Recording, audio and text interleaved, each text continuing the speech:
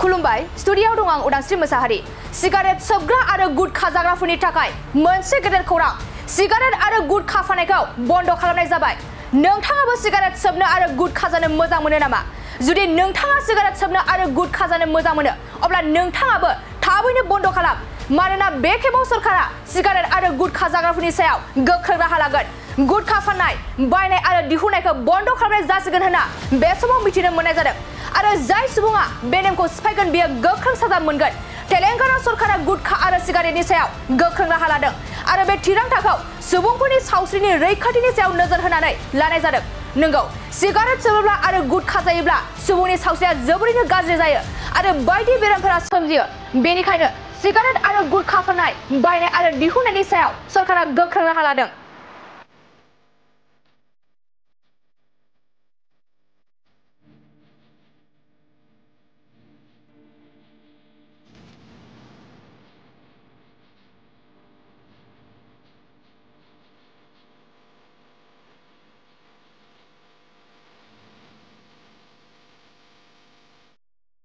Excellent academy बागानपारायाव 11 थाखोनि मुं थिसननाया सोलिगासिनो दं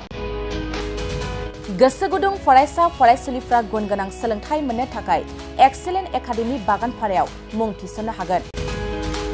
बाक्सा जिल्लानि बागानपारा सारियालिनि सानजा फारसे थांनाय लामानि साखाथियाव दं एक्सेलेन्ट एकाडेमी बागानपारा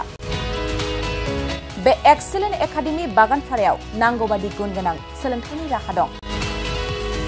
थिखानाय आयदा हिसाबै इंराजि आयदाखौ लाथारनांगोन बेजों लोगोसे एसामिस बड' हिन्दी नेपाली अल्टारनेटिभ इंलिश सायख'नानै लानो हागोन आरो पलिटिकल साइन्स एडुकेशन एडभान्स एसामिस एडभान्स बड' लजिक एन्ड फिलसफि इकनमिक्स जिअग्राफि एन्थ्रपलजि बायदि आयदाखौ सायख'नानै लानो हागोन लोगोसे आलादायै बेसेन होनाङै कम्पिउटार क्लास लानो मोनगोन एक्सेलेन्ट एकाडेमी बागानपारायाव Experience and qualified teachers,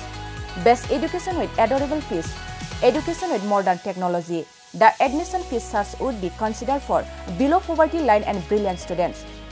Hostel facilities for boys and girls by divided.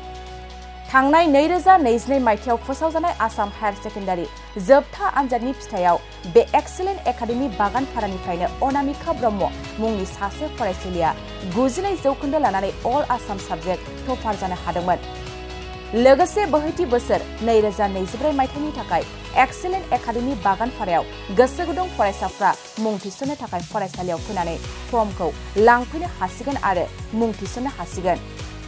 गुवारै मिथिसारनो थाखाय 9954505027